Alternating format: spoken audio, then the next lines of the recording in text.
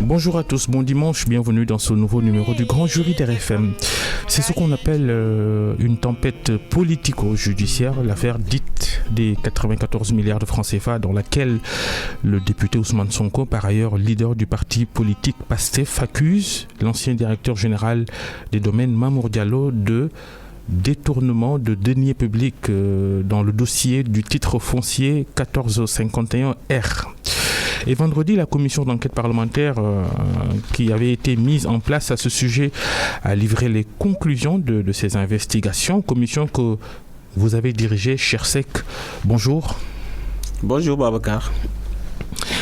Merci d'avoir accepté l'invitation du grand jury d'RFM. Comment avez-vous travaillé de février 2019, date de mise en place de cette commission, à octobre 2019, période pendant laquelle vous avez publié les conclusions de vos travaux? Vous avez fait quoi et comment durant ces 8 mois? Merci beaucoup Babacar. Je voudrais d'abord saluer tous les spectateurs et tous ceux qui nous écoutent. Avec à leur tête les chefs religieux, Serigne Touba, Cheikh Sidi, Cheikh Mountakha Bachir, di ko ñaanal mu yàgg ci wér, Serigne Babacar Mansour, tous les khalifes généraux, mon cousin khalife général El Hadj Ahmad Serigne Lamine Ngom, de ma famille de sang El Hadj Rawane Ngom, le clergé, je voudrais saluer en un mot tous les Sénégalais. Revenons maintenant à la question proprement dite, comme vous l'avez si bien noté. Par rappel, c'est le député Ousmane Sonko qui, lors d'un point de presse du 16 octobre 2018, avait accusé Mamour Diallo donc, de détournement de deniers publics. Cette accusation a été battue en brèche par le sieur Diallo. Mamour, qui, dans une intervention, dans un interview accordé le 24 janvier 2019 à l'Observateur, avait nié toutes ces accusations en les battant en brèche. Mais cette situation avait défrayé la chronique et créé un profond malaise dans le landerneau politique chez bon nombre de nos compatriotes. C'est la raison pour laquelle l'Assemblée nationale était dans une position d'interpellation. Et il fallait faire quelque chose.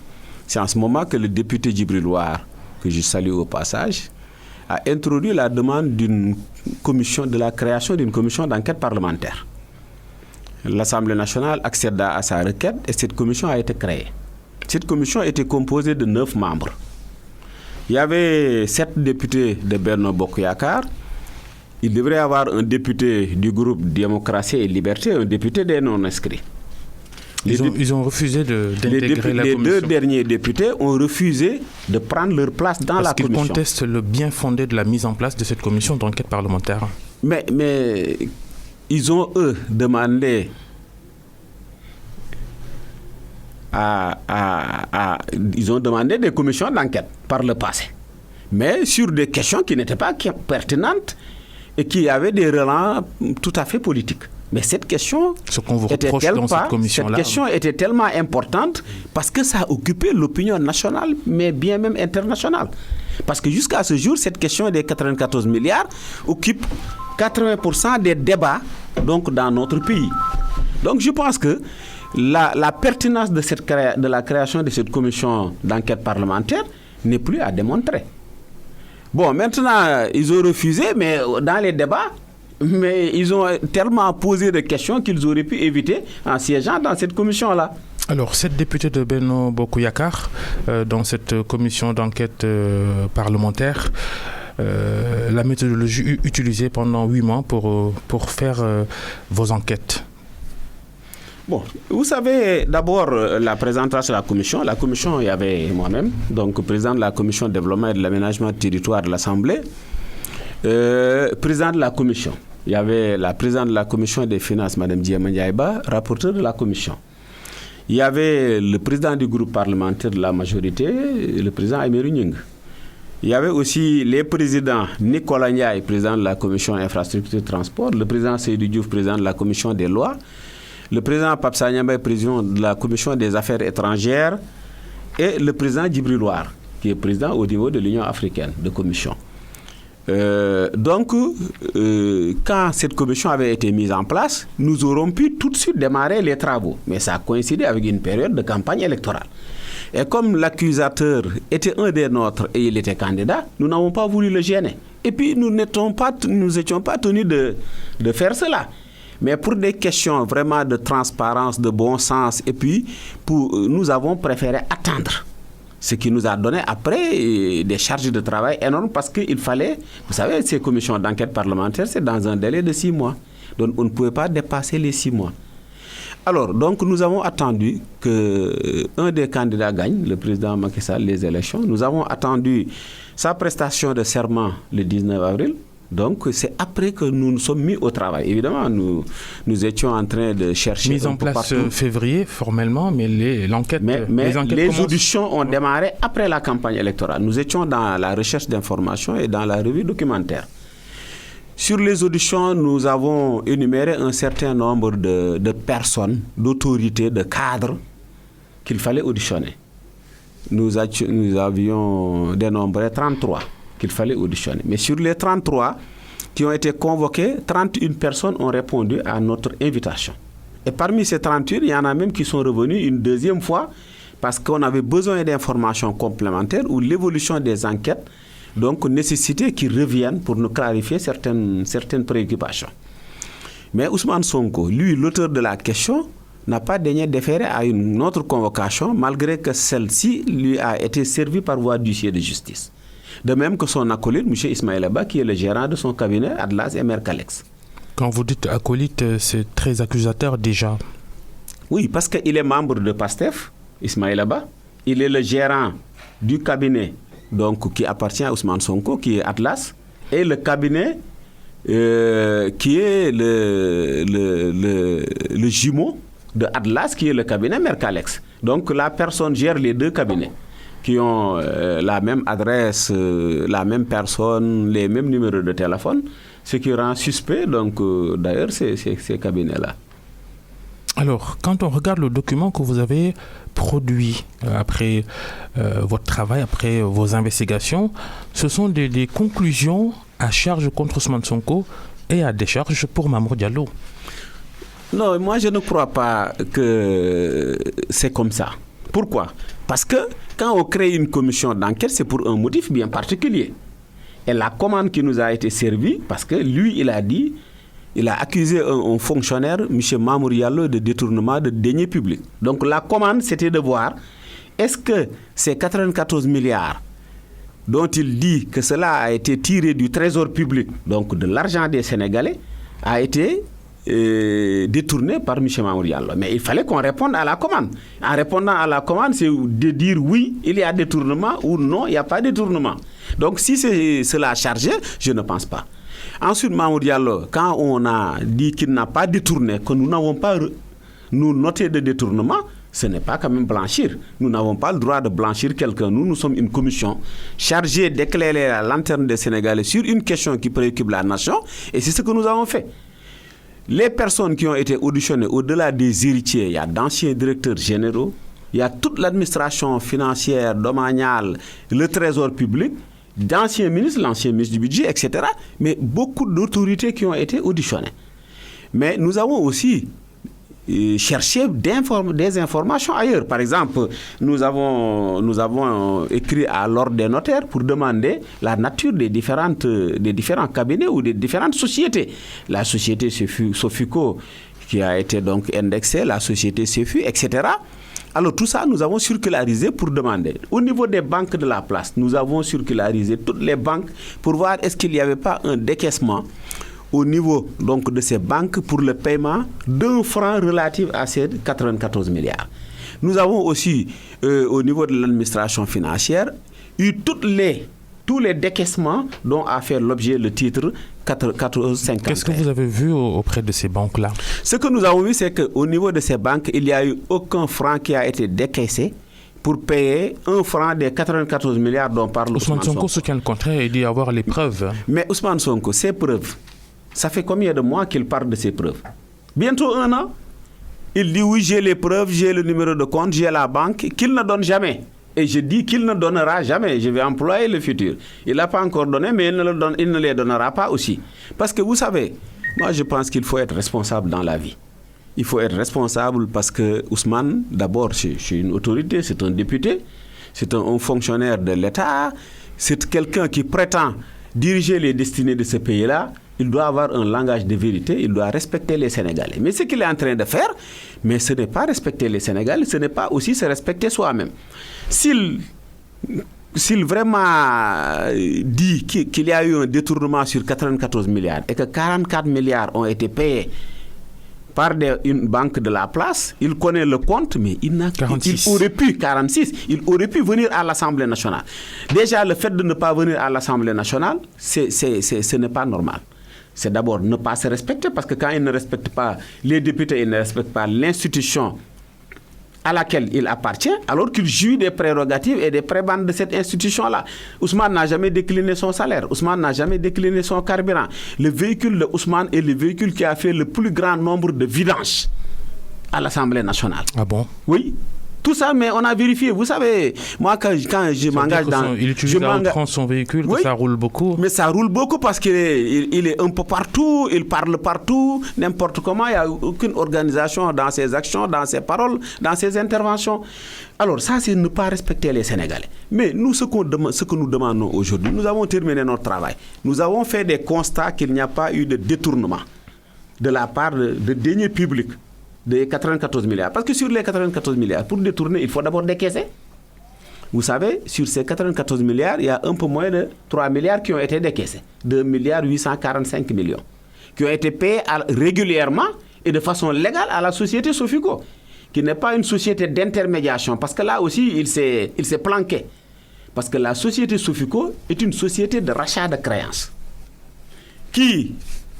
Parce que ce titre foncier-là est un titre foncier qui date de 1959, qui appartenait à une famille, la grande mère Mbégour Diagne, qui, à sa mort en 1935, avait laissé 5 héritiers. Ces 5 héritiers, il y avait 4 femmes. Il y avait Marème Ndoye, Khady Ndoye, Binta Ndoye, Oumi Ndoye. Et il y avait Ousmane Mbeng, qui était l'unique fils qu'il avait, mais Ousmane Mbeng, l'unique fils, qui c'était le cadet, était né en 1905. Vous voyez donc l'antériorité de ce titre foncier-là. Et ce Ousmane Mbeng-là a laissé 3 épouses, 10 garçons et 5 filles. Donc vous voyez la complexité également de cet héritage-là. Alors ce titre foncier avait déjà fait l'objet d'une expropriation au profit de la SNHLM. Parce que c'était vendu à Saïm Indépendance pour Djily Mbaye. Et Djily Mbaye avait une partie du titre, cédé ça à l'État, moyennant 1 hectare et quelques au niveau de Fenêtre Mermoz. Cet hectare et quelques a été restitué au roi Fahd, à la fondation du roi Fahd d'Arabie Saoudite. Et les 121 hectares qui restaient avaient fait l'objet d'une expropriation au profit de la SNHLM. On était les... il y avait la SNHLM devrait payer 605 millions et quelques. Le chèque a été libéré. Mais une prénotation qui a été faite donc sur le titre avait fait que l'argent n'est pas arrivé à destination.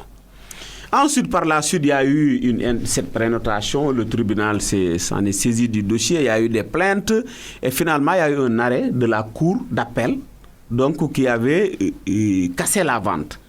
Et le titre est revenu aux héritiers. Ces héritiers sont restés pendant très longtemps, vous savez, 49 ans presque. Alors, devant un titre foncier, ils ont des problèmes, ils ne peuvent pas les régler. Mais un de leurs s'est approché des sociétés CEFU, du groupe Sofico CEFU, qui est dirigé par M. Seydou Sarr, qui est une société légale de rachat de créances, qui depuis 20 ans est sur le marché, non seulement sénégalais, mais de la sous-région. Même les indemnisations... Rachat de créances, pratique légale, licite, légal. Pas de problème. Hein? Oui, pas de problème à ce niveau-là. Il n'y a pas de problème à ce niveau-là. Alors, cette société avait signé un acte d'acquiescement avec les héritiers. Les 5 familles ont signé l'acte d'acquiescement et la société pour vendre ces créances-là, parce que le terrain n'existe pas. C'est des droits, actions et créances qu'on vend à 2 milliards 500 millions sans frais. Ces 2 milliards 500 millions sans frais, toutes les familles ont émargé. Ensuite, les frais d'avocat à 300 millions, les frais de courtier à 50 millions, plus d'autres frais annexes, ce qui fait un peu plus de 3 milliards, alors que lui, Sofico, n'a jusqu'à présent reçu moins de 3 milliards. Donc, dans cette opération, même, il est aujourd'hui dans une position de perte. Maintenant, quand vous achetez maintenant, vous vous référez à l'État pour maintenant négocier avec la commission de conciliation. Mais comme c'est une société qui est bien outillée de par ses avocats, de par ses experts, le gouverneur de Dakar, à l'époque, Mohamed Fall, a convoqué la commission de conciliation dont il est le président et le rapporteur, c'est le receveur régional des domaines de Dakar. Lui aussi indexé par Ousmane Sonko dans sa conférence de presse d'ailleurs. Oui, mais Ousmane indexe tout le monde. Alors que le vrai problème de cette affaire-là, c'est Ousmane Sonko, et j'y reviendrai plus tard. Quand le gouverneur a convoqué la commission de conciliation, mais ils ont évalué le prix au mètre carré à 37 000 francs le mètre carré. Ce qui fait que le prix est passé donc de 2,5 milliards, parce que ça c'est négocié entre privés. Mais le prix que la commission a retenu de 37 000 fait porter donc la valeur à 94 milliards, la valeur vénale. Mais ils ne se sont pas arrêtés là. Parce qu'en ce moment, il y avait un arrêté donc, qui fixait le mètre carré, mais en 2010, alors que cette opération c'est en 2017, qui fixait l'arrêté, le prix au mètre carré à 25 000. Pendant quand même 7 ans, le prix au mètre carré a évolué. Mais le juge des expropriations ne s'est pas arrêté là. Il a commandité une expertise. Et le cabinet de Yacouba Traoré a été commandité, qui a prêté serment avec une lettre donc, de la justice et tout. Et ils ont fait des études et ils ont évalué, eux, le mètre carré à 100 000 francs, qui était dans la sous-région, donc dans la zone. Et dans le rapport donc, de Yacouba Traoré, le terrain ne devrait pas coûter 94 milliards, mais devrait coûter 280 milliards. Donc, vous voyez déjà la complexité de ce problème-là. C'est pourquoi quand des gens parlent de ces 94 milliards, ils ne maîtrisent pas l'évolution du foncier. Parce que le foncier évolue à une vitesse vraiment exponentielle, une vitesse galopante. Et inflation. Donc, voilà, une inflation. Mais donc, alors, de ce point de vue, ce que je veux dire, c'est que Sofico est dans la légalité. C'est l'État qui doit des droits, actions et créances à Sofico. Mais Ousmane Sonko intervient maintenant dans ce dossier. Vous lui donnez le statut d'intermédiaire dans cette affaire. Et d'ailleurs, ça figure dans votre enquête. Oui, Ousmane a joué le rôle d'intermédiation. Et cette intermédiation-là n'est pas normale parce que... Mais justement, parce que c'est ça un peu... Il y a quand même quelques problèmes dans le libellé de vos conclusions. Vous accusez Ousmane Sonko d'avoir voulu gagner de l'argent dans cette affaire en tant qu'intermédiaire, alors que la commission d'enquête parlementaire que vous avez dirigée écrit elle-même que l'intermédiation est proscrite par l'article 30 de la loi du 2 juillet 67 du 2 juillet 76. Ouais. Oui. Impossible de gagner de l'argent légalement dans cette affaire-là. Oui. Donc, il ne doit pas être intermédiaire et vouloir... Il a même déjà dit que lui, il ne voulait rien gagner dans ça. Mais j'ai les 2 protocoles signés par Ousmane Sonko, rédigés, et les héritiers. D'abord, ils ont fait un protocole tenu des réunions. La signature de toutes les personnes qui ont assisté à la réunion. Ousmane a assisté à la réunion de même que son gestionnaire, son gérant, Ismaïla Ba. D'abord avec Atlas, qui est un cabinet qui lui appartient à 100%. Au moment où tout a été rédigé, tout a été paraphé, il ne restait que la signature finale, Ousmane a dit qu'il ne va pas signer, mais qu'il va transférer cette affaire-là à Mercalex, tout en sachant que Mercalex, Atlas détient plus de 80% des parts de Mercalex. Donc vous voyez, le jeu qu'il était en train de faire, et en voulant jouer d'intermédiation, il sait qu'il était en train de fauter. Parce que la loi l'interdit. Comme vous l'avez dit, l'article donc 30 de la loi du 76-67 du 2 juillet 76 interdit cette forme d'intermédiation-là. Alors, lui, non seulement dans ce dossier-là, ce qu'on peut dire, c'est l'acte illégal posé par Ousmane Sonko dans cette affaire et la seule chose qui est légale dans ce dossier. Mamour Diallo, dans cette affaire-là, il ne siège pas à la commission de conciliation. Il n'est pas ordonnateur de deniers publics. Il n'a pas signé de chèque d'acquiescement, parce que les expropriations sont payées par le receveur de Ngor Almadi. La commission, c'est le receveur régional qui siège. Où est-ce que maintenant, d'abord cet argent qui n'est pas décaissé peut être détourné, mais quelqu'un qui est tout à fait en dehors de ce système-là, comment il peut détourner de l'argent? Et d'après nos enquêtes que nous avons eues, le conflit entre Mamour Diallo et Sonko vient donc d'un terrain qu'il avait caché lui dans l'exercice de ses fonctions de 400 mètres carrés et dont il a voulu que Mamour le lui régularise pour en faire le siège de Pastef. Donc vous voyez déjà que Ousmane, sur toute la ligne, c'est une personne nébuleuse. Sur cette dernière question que vous évoquez, on est toujours dans accusation contre accusation démentie. Non, mais Babacar, non, on n'est pas accusation. Nous n'accusons pas Ousmane Sonko, nous n'accusons pas, nous n'avons pas blanchi Mamour Diallo. Nous, c'est des faits dont on vous parle. Des faits issus des enquêtes que nous avons menées. Votre arbitrage... donc ce que nous disons, c'est la réalité. Mais ce que dit Ousmane Sonko n'a jamais été prouvé. Cher Seck, votre arbitrage après enquête ressemble fort à un arbitrage en faveur d'un camarade de camp politique contre un opposant. Non, je suis désolé. Moi, je ne suis pas de ces personnes. D'abord, nous étions porteurs d'une mission.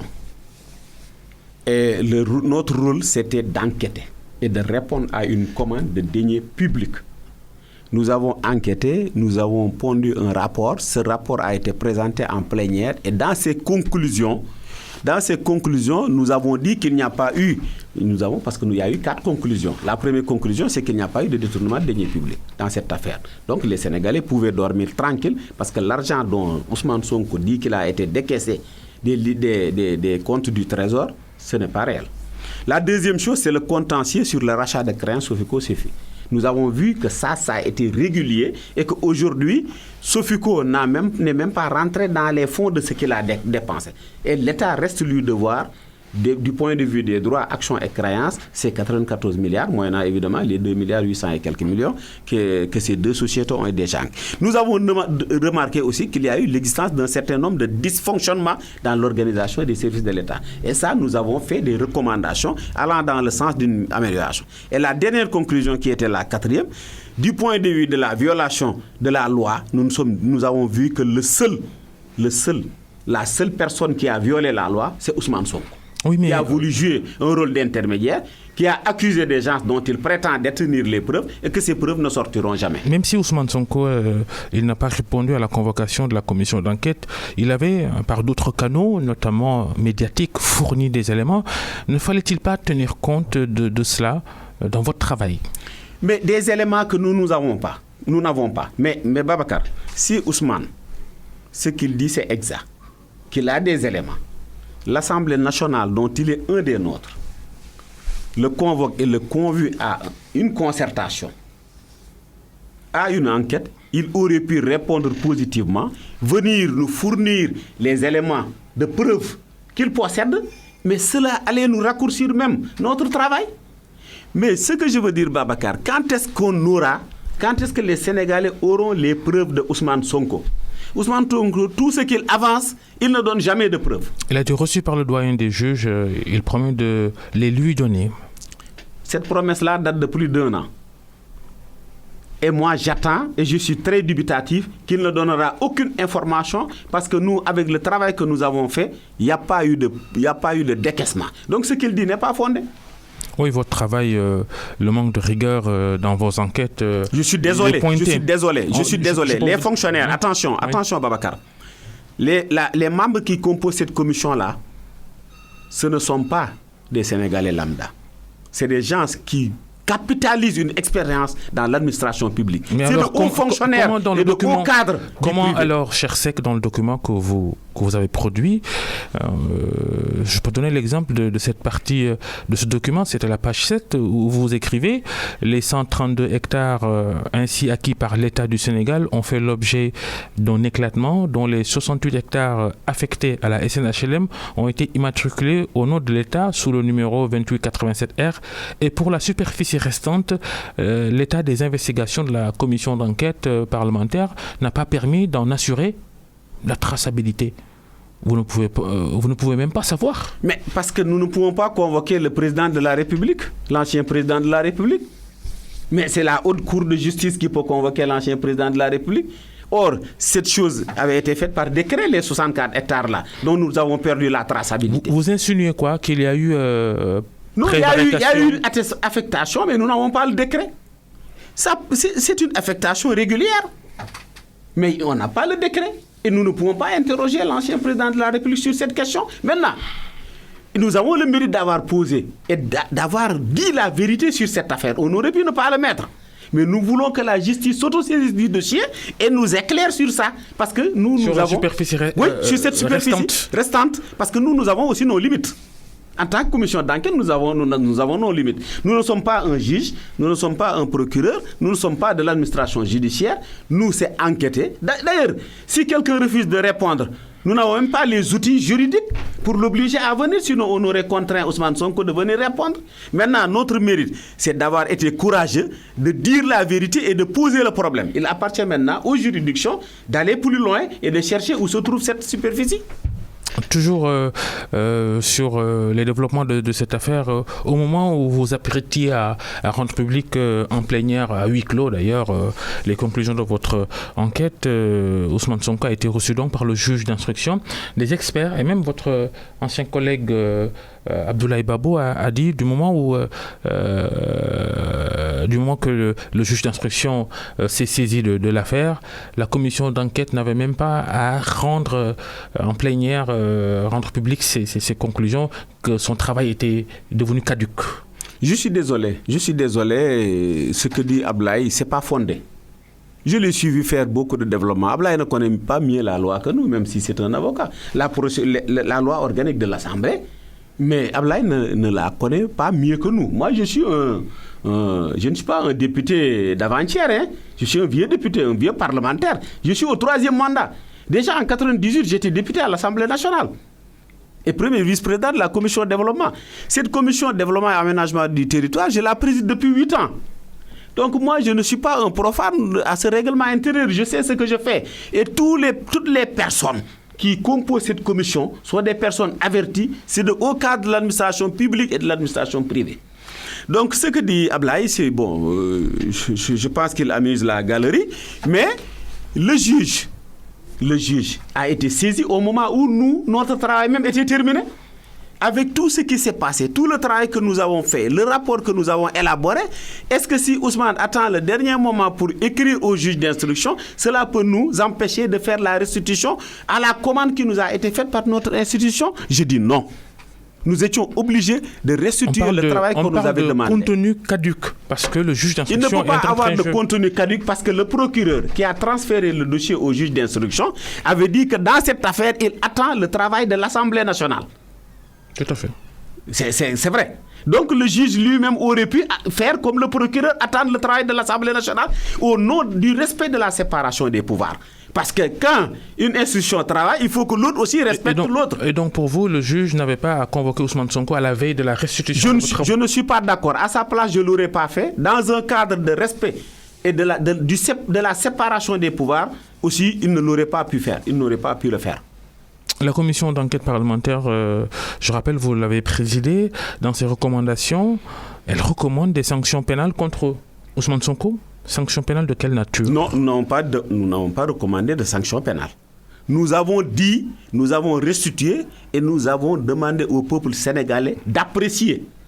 Nous avons demandé à la plénière de déclasser le rapport, de le publier, de le rendre public. Ça a été accordé et voté à la plénière. La suite maintenant qu'il faille donner à cette commission, nous la réservons. Parce que nous pensons que nous, en tant qu'institution, nous avons fait notre travail. Maintenant, il revient à la justice de faire aussi son travail. Si maintenant, d'ici quelque temps, la justice ne fait pas son travail, nous pouvons demander d'aller plus loin. Parce que l'Assemblée nationale est en session ordinaire, donc pour 9 mois, à tout moment, nous pouvons intervenir sur ce dossier pour demander qu'une information judiciaire soit ouverte ou qu'une exploitation pénale soit faite. Mais heureusement, comme le juge d'instruction a été saisi, donc je pense qu'on est dans la bonne procédure. Lui-même estime que vous, membre de la commission d'enquête parlementaire, devez être poursuivi pour blanchiment d'escroquerie. Comment on peut blanchir une escroquerie qui n'existe pas? Comment on peut détourner des deniers qui ne sont pas décaissés? Ousmane Sonko, c'est lui qui doit être saisi pour c'est votre foi contre dire la sienne. Des contre-vérités, mais tout nous prouve que ce qu'il dit n'est pas fondé. Au vu de toutes des investigations que nous avons menées, et je vous dis ici, et je peux le jurer, que Ousmane Sonko ne vous donnera jamais les preuves que 46 milliards ont été payés, la banque et le compte. Ce qu'il dit, c'est des contre-vérités, il doit être poursuivi dans ce sens. Que les uns, les accusés, portent plainte ou ne portent pas plainte, ce n'est pas nous notre problème. Nous, notre problème, c'était de constater un fait. Cela a été fait. Le travail qui nous a été donné a été apprécié par l'ensemble des députés, même de l'opposition, qui ont refusé de siéger. Et pas de n'importe quel député, des plus radicaux. Mamadou Lamine Diallo, lui-même, dans son intervention, a loué la qualité du rapport et la qualité du travail que nous avons fait avec la rigueur qui s'y est. Abdoul Aziz Diop est allé jusque dans les conclusions de son intervention, dire que dans cette affaire-là, il n'y a pas de détournement de deniers publics. Vous pouvez interroger les archives. Je pense que donc, de ce point de vue, nous sommes fiers du travail que nous avons effectué. Ousmane Sonko et les propos qu'il tient à votre égard, vous, député de la majorité, son refus de répondre à la convocation de la commission d'enquête parlementaire, tout cela pourrait-il vous pousser à le faire révoquer de l'Assemblée nationale? Bon, ça, vous savez, ça c'est une autre étape. Nous, en tout cas, pour le moment, nous avons effectué le travail qui nous a été confié. Nous avons fait des recommandations allant dans le sens de la publication du rapport. Mais je pense qu'aujourd'hui, je m'inscris dans une logique de faire une proposition de loi pour que tout député ou toute personne, tout Sénégalais, qui, convoqué par une commission d'enquête parlementaire, refuse de répondre, doit être contraint de répondre, mais doit également bénéficier de sanctions pénales. Parce que l'Assemblée nationale est une institution et c'est la deuxième de la République. Elle doit être respectée. Et les députés qui siègent là-bas sont des représentants de la nation. Ils doivent être respectés. Maintenant, révocation ou pas, pour le moment, ce n'est pas à l'ordre du jour. Et on verra l'évolution des choses et quelle est la conduite à tenir. Vous ne serez pas contre une révocation d'Ousmane Sonko de l'Assemblée nationale, de son mandat de député? Non, moi je ne peux pas me prononcer sur ça. Parce que c'est une question qui n'est pas à l'ordre du jour. Ce sur laquelle je peux me prononcer, la question, c'est qu'aujourd'hui, il faut mettre un garrot aux dérives de Ousmane Sonko. On ne peut pas laisser une personne en singleton libre dans ce pays, accuser qui tu veux, insulter qui tu veux, ne pas respecter les institutions et faire tout ce qu'il veut et rester impuni. Ce n'est pas normal. Parce que les personnes qu'il accuse ont des familles. Ils ont des familles, ils ont des enfants, ils ont des épouses, ils ont des papas, des mamans. Ils ont des parents. Vous jetez des accusations sur des personnes, sur d'honnêtes citoyens sénégalais, vous ne donnez jamais les preuves et vous restez impunis. Mais ce n'est pas normal. Ce n'est pas normal. Ce qu'il a dit sur Mamour Diallo, ce n'est pas normal. Ce qu'il a dit sur le groupe Sofico Sefi, ce n'est pas normal. Alors que le vrai problème, c'est lui qui a tenté de fauter en jouant à l'intermédiation pour prendre 11 milliards, parce que les protocoles de Mercalex et de Atlas, c'était moyennant 12% donc, du montant recouvré. Et si tous les 94 milliards étaient recouvrés, c'est 11 milliards. Et c'est sur cet argent qu'il comptait pour mener sa campagne. Et quand les choses ont éclaté, il s'est révolté dans son fort intérieur pour se rebeller dans tous les médias et de raconter toute contre-vérité possible. Ça, c'est pas normal. Il faut qu'on arrête cela. Il faut mettre un garrot aux dérives de Ousmane Sonko. Il parle d'opération de liquidation politique à son endroit, avec tout ce qui s'est passé autour de cette affaire, la commission d'enquête, les conclusions, la plainte annoncée de Mamour Diallo pour diffamation. Vous encouragez Mamour Diallo à le faire, vous, personnellement? Je pense qu'il tarde même à le faire, à mon avis. Parce que Mamour est un Sénégalais. Mais Mamour a été atteint dans sa chair. Sa famille a été atteinte. Ses parents ont été atteints. Aujourd'hui, que la commission d'enquête a révélé que nous n'avons pas remarqué de détournement de deniers publics, il doit maintenant aller du côté de la justice pour régler ses comptes avec Ousmane Sonko. Moi, je pense que ça, quand même, c'est tout à fait normal. La liquidation politique dont Ousmane Sonko... La liquidation politique, mais ça me fait rire. quel intérêt on a à liquider Ousmane Sonko? Ousmane Sonko se trompe. Qui veut le liquider? Macky Sall. Macky Sall n'a pas le temps d'Ousmane Sonko. Macky Sall a aujourd'hui le temps de l'action. Il est en train de faire un excellent travail. Hier, j'ai fait une tournée à Touba avec mon parti, le Parti Socialiste. J'ai quitté Touba à 6h17. Je suis là avant 8h. Mais ça, c'est déjà ça. Rien que cela peut servir de bilan. Ousmane Sonko, l'électorat qu'il a obtenu aux élections présidentielles, de la route ce n'est pas son électorat. Aux élections législatives où il était question d'une liste qu'il dirigeait, il a peiné à avoir le quotient électoral. Et il est aujourd'hui un député. Bon, évidemment, quand on est député, mais c'est un député qui est issu du plus fort reste. Il n'était même pas capable d'avoir le quotient électoral. Aux élections présidentielles maintenant, où les grands partis n'étaient pas au rendez-vous. Près de 16% des suffrages à la présidentielle. Mais attendez, ça c'est pas... il faut relativiser. Les grands partis de ce pays n'étaient pas en dehors de la paire du président Macky Sall, mais le PDS, le Parti Socialiste, l'Alliance des Forces de Progrès et tant d'autres n'étaient pas au rendez-vous. Donc il y a un certain nombre d'électeurs qui n'appartiennent à personne, qui peuvent même venir jusque dans l'urne pour décider de qui on va voter. S'ils pensent qu'ils capitalisent cet électorat-là, ils se trompent. Demain, si on organisait les élections législatives, au meilleur des cas, il passera par le plus fort reste. Qu'il sache que les Sénégalais ne sont pas avec lui.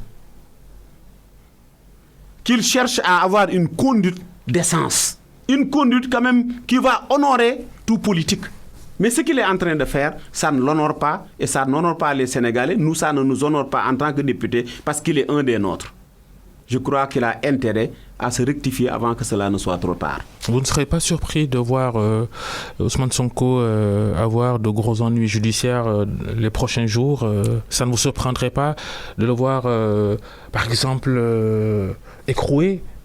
Bon, vous savez, je ne veux pas prédire certaines choses parce que moi, je ne suis pas juriste. Il vous accuse de vouloir... non, ce n'est pas notre rôle. Pourquoi il cherche à se victimiser?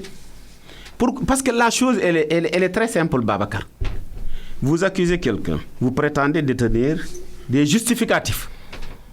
Mais livrez ces justificatifs, donnez-les aux Sénégalais, donnez-les à la justice, donnez-les à l'Assemblée nationale qui vous a convoqué et le débat est clos. Et si ce que vous dites c'est vrai, mais la justice fera son travail. S'il était avéré que Mamour Diallo avait détourné 94 milliards, nous, on ne s'opposerait pas à ce que Mamour Diallo paye la faute commise. Donc, je pense que le débat aurait pu être très simple. Mais s'il cherche aujourd'hui à se victimiser, il perd son temps. Et vous verrez que dans les jours à venir, avec la réconciliation avec Wade, avec la sortie de Khalifa, que Ousmane Sonko sera très vite dépassé. Ben justement, Macky Sall Abdoulaye Wade, la rencontre du palais, rencontre historique, l'ancien chef de l'État, sur invitation de son successeur, est allé répondre hier à Macky Sall. Donc, pour vous, au PS, comment on interprète ça? Je rappelle que vous êtes membre du bureau politique du Parti Socialiste, maire PS de Ndindi, c'est dans le département de Diourbel. Quel regard le PS pose sur cette réconciliation, en fait, cette reprise des relations entre Macky Sall et Abdoulaye Wade? Mais un regard positif. Un regard positif dans le sens où nous sommes dans un climat de décrispation. Et Abdoulaye Wade, quand même, c'est un ancien chef d'État dont le Sénégal lui est redevable beaucoup de réalisations. Il est vrai que toute une œuvre humaine n'est jamais parfaite. Il y a des hauts, il y a des bas, il y a des points positifs, il y a des points négatifs. Mais Abdoulaye Wade, quand même, c'est aussi un ancien chef d'État. Et c'est lui qui était quand même le patron de Macky Sall sur le plan politique, mais sur le plan aussi administratif. Qu'au cours de l'évolution des choses, parce qu'en politique, ton ami d'aujourd'hui peut être ton ennemi ou ton adversaire de demain, c'est tout à fait la politique. Mais on ne dit jamais en politique, Fontaine, je ne boirai pas ton eau. C'est pourquoi les retrouvailles entre le président Abdoulaye Wade et le président Macky Sall, nous la saluons. Surtout si ça va dans le sens d'une décrispation du climat politique. Et puis nous, en tant que Parti socialiste, cela ne nous gêne pas. Nous sommes dans une coalition, la coalition Benno Bokk Yakaar. Mais alors attention, si les relations Abdoulaye Wade-Macky Sall devenaient très poussées politiquement, ça ne gênerait pas votre collaboration avec Macky Sall? Mais ça ne peut pas gêner notre collaboration. Cette coalition s'est fondée sur des principes. Sur des principes qui sont très clairs. Et tant que ces principes-là sont respectés, tant que ces termes de référence sont respectés, mais nous serons dans la coalition. Le jour où nous ne nous y retrouverons pas, mais nous apprécierons le moment venu et la décision le parti prendra la décision qui s'y est. Vous savez, nous sommes un parti organisé. Vous avez vu ce qui s'est passé avec notre dernier secrétariat exécutif. Vous avez vu ce qui s'est passé hier à Touba avec notre délégation. Vous savez, ceux qui prétendent qu'on aura des problèmes, ils se trompent. Nous sommes un parti organisé. Nous sommes un vieux parti. Dans chaque village du Sénégal où vous y allez, vous trouverez un responsable socialiste, vous trouverez un militant socialiste. Donc nous sommes organisés. Et nous ne faisons pas les choses comme ça. Nous ne sommes pas un parti où c'est une personne qui décide, où nous prenons des décrets politiques. Vous allez fâcher l'APR et son chef Macky Sall là? Non, du tout. C'est des partis libéraux, nous ne sommes pas de même obédience, donc nous n'avons pas les mêmes méthodes de fonctionnement. Vous savez, chez les partis libéraux, par exemple, comme le PDS, vous avez vu, c'est le responsable du parti, et ça, il le fait régulièrement, il le fait normalement parce que les statuts de son parti le lui permettent de prendre des décisions, de changer des personnes, de changer des bureaux politiques. Aujourd'hui, nous, le Parti socialiste, personne ne peut prendre une décision, fût-il même le responsable ou la responsable d'aujourd'hui, mais c'est le parti qui prend la décision et tout le monde est obligé de s'y accorder. On reste sur votre collaboration politique avec Macky Sall dans Benno Bokk Yakaar. Aminata Mbengue Ndiaye annoncé au conseil, à la présidence du Haut Conseil des collectivités territoriales en remplacement de feu Ousmane Tanor Dieng. Si ce schéma était avéré, Aminata Mbengue Ndiaye va libérer son poste de ministre dans l'actuel gouvernement. Pour vous, ce poste doit revenir au PS ou Macky Sall il peut donner à d'autres? Je voudrais d'abord, comme vous l'avez évoqué, m'incliner devant la mémoire quand même de mon mentor, Ousmane Tanor Dieng, qui fut pour moi un tout. Il était un responsable, il était mon grand frère et j'avais une proximité telle que je ne peux pas ne pas prier sur sa mémoire et souhaiter que le bon Dieu l'accueille dans son paradis. Aminata Mbengue Ndiaye, s'il accédait au poste de haut conseil, ce serait tout à fait normal. Si Macky Sall décide, dans le respect des termes de l'accord que nous avons avec lui, en nous remettant l'institution que le parti dirigeait, cette institution doit forcément revenir à Mme Aminata Mbengue Ndiaye. Parce que c'est elle, la première secrétaire générale adjointe du parti. Il y a eu un débat sur ça. Mais ceux qui le disent, ils n'ont pas vécu au Parti socialiste. Parce qu'au Parti socialiste, il y a eu quand même, on n'a jamais eu le secrétaire général décédé. Adulte, oui, mais on a eu le secrétaire général jeune décédé, Pape Babacar Mbaye. Quand il est parti, je m'incline également devant sa mémoire et je prie que Dieu l'accueille dans son paradis. Mais quand il est décédé, c'est moi qui étais le secrétaire général adjoint qui a dirigé pendant presque 7 ans le mouvement national des jeunes. Mais Khalifa Sall lui-même, il n'a pas été secrétaire général des jeunes, il était deuxième adjoint. Le secrétaire général des jeunes, c'était Siré Diallo. Ensuite, il y avait Issa Sarr. Pour lui qu'il devienne secrétaire général, il a fallu que Siré Diallo, qui était frappé par la limite d'âge, il y a eu les jeunes qui l'ont évoqué, il était obligé de libérer la poste malgré qu'il était élu député à l'époque. Et Issa Sarr avait été décédé entre-temps, suite à un accident. C'est comme ça qu'il est arrivé à la tête du mouvement national des jeunes. Quand Fatoumata Taka est partie, qui était la présidente nationale, c'est Aram Diène, qui était la première vice-présidente qui a pris donc, le mouvement national des femmes du parti. Donc vous savez, ça c'est normal, c'est des choses qui sont tout à fait régulières. Le secrétaire exécutif national a entériné... Alors donc, de ce point de vue, nous n'avons pas de problème. Le HCCT, Aminata Mbengue Ndiaye... Maintenant, quand vous dites le poste qui sera libéré... Le poste ministériel. Oui, dans les termes de l'accord. Ce n'est pas un accord écrit parce que nous n'avions rien exigé. Parce qu'à un moment... Ousmane Tanor Dieng avait bien négocié ça. Oui, c'était bien négocié. Et si, par respect à la mémoire de Ousmane Tanor Dieng, ce poste doit rester au Parti socialiste. Le contraire mettrait beaucoup de points d'interrogation dans notre tête, dans notre mémoire et dans notre esprit. Ah bon? Oui. Je pense que ce poste est un poste que, généreusement, le président Macky Sall l'avait donné au Parti socialiste. Si un des notre secrétaire général, la présidente Aminata Mbengue, migre vers l'institution HCCT, ce poste doit revenir. Ce poste ministériel doit vous revenir. Pas question pour vous que Macky Sall... Ce n'est pas une question de pas question. Moi, je dis ce qui doit être. Ce qui doit être, est-ce que ce sera comme ça? De toute façon, le moment venu, on saura la décision qui a été prise et on appréciera. Khalifa Sall est sorti de prison il y a quelques petites semaines maintenant, 3 semaines, qu'il est libre, bénéficiant d'une grâce présidentielle après sa condamnation par la justice dans l'affaire de la caisse d'avance de la mairie de Dakar. Vous le voyez comment rentrer dans les rangs du PS ou continuer à faire cavalier seul? Bon, vous savez, moi je pense qu'il faut lui poser la question. Parce que Khalifa Sall était exclu du Parti socialiste. On ne peut pas aussi exclure du Parti socialiste, dire oui, je viens, je rentre dans les rangs. Ce serait trop simple, ce serait trop facile. Les choses ne marchent pas comme ça. Ce que je salue d'abord, c'est qu'il soit sorti de prison. Vous savez, les lieux de la détention, tout musulman ne doit pas le souhaiter, ou toute personne, en tout cas humaine, ne doit pas souhaiter à son voisin ou à son compatriote donc la prison. Donc nous saluons bien cela et nous remercions non seulement le président Macky Sall. Avant sa mort, Ousmane Tanor Dieng avait appelé à la réunification de toute la famille socialiste. Babacar. Vous parlez souvent de respect de la mémoire d'Ousmane Tanor Dieng. Il avait émis ce vœu-là.